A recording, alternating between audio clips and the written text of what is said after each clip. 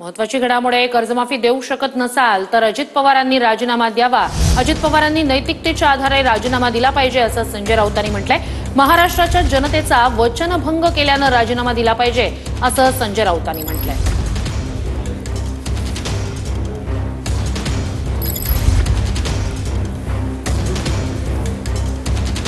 मी सभागृहात रिप्लाय देताना पण सांगितलं, सगळी सोंग करता येतात, पैशाचा सोंग नाही करता येत। मी या कार्यक्रमाच्या निमित्तानं महाराष्ट्रातल्या जनतेला स्पष्ट सांगतो, 31 तारखेच्या आत आपापले पैसे भरा पीक कर्जाचे, आणि त्याच्यामुळं परिस्थितीनुरूप आम्ही पुढचे त्या ठिकाणी निर्णय घेऊ। आता तशा प्रकारची परिस्थिती नाही, त्याच्यामुळे या वर्षी पण पुढच्या वर्षी पण घेतलेल्या पीक कर्जाचे पैसे भरा। लाडक्या बहिणीने 2100 रुपये देण्यापासून ते कर्जमाफीपर्यंत करणारच चवर जोर देऊन सांगत होते।